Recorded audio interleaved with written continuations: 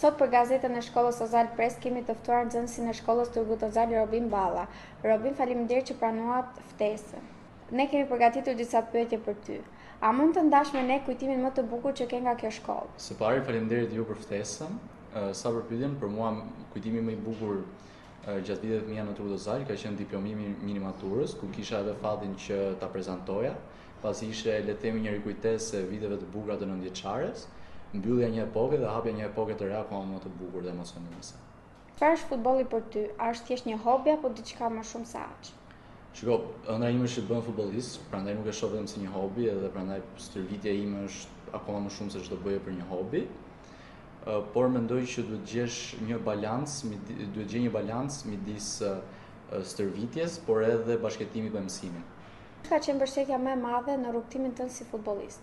Për mua padyshim që mbështetja më e madhe ka qenë gjyshi nga ana e mamit, pasi ai ishte i vogël që në moshën 6 vjeç më ka çuar çdo ditë në stërvitje, më priste, rrinte aty, më merrte, më jepte komente, më mbështeste ndeshje. Tani që jam rritur normal që nuk vjen për ditë në çoj stërvitjes, më shkoj vetë, por në ndeshje gjithmonë aty dhe kritikat nuk kanë të mbaruar.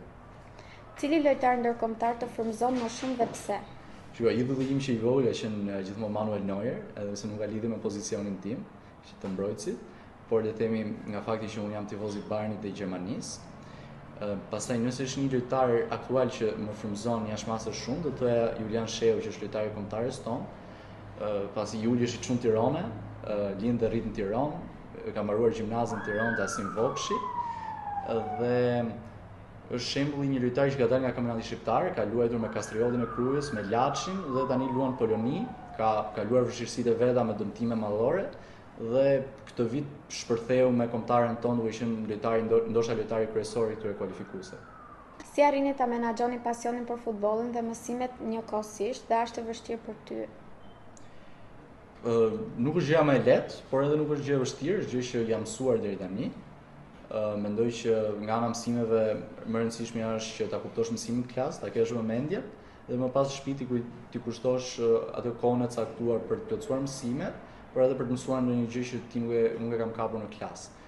Pastaj pjesë e stërvitjes më stërvitem 2 herë në ditë, gati çdo ditë javës përveç ditëve të ndeshjes. Si lindi dëshira për të marrë me futboll dhe sa vite ke që e praktikon këtë sport? Shiko, unë jam rritur në një atmosferë sportive, atmosferë futbolli.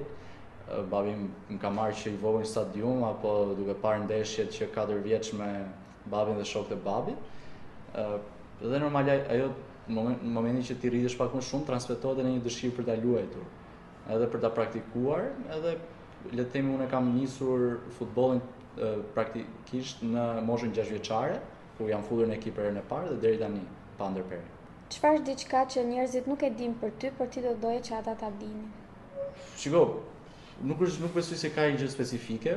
Unë jam shumë social, me të gjithë shprehem lirshëm, nuk kam rezerva, edhe ndoshta që jam tifoz me Bayernin dhe Gjermaninë. Nëse do të jepi një këshill vetes tënde të vogël, cila do ishte ajo? Mendoj që do i thoja vetes që ndiqi ëndrat e tua, mos dëgjo dashakeqësitë që të thonë, por të dëgjo kritikat e vlefshme dhe mundohu që ti transmetosh ditë pas dite. Pyetja e fundit, si do ta përshkruaje përvojën tënde në Turgut Ozal me disa fjalë? Mendoj që disa fjalë janë shumë pak, sepse sinqerisht nuk ka të mbaruar, por mendoj që ka qenë eksperiencia e një jete dhe është diçka që nuk do ta ndroja për asnjë gjë. Faleminderit. Faleminderit.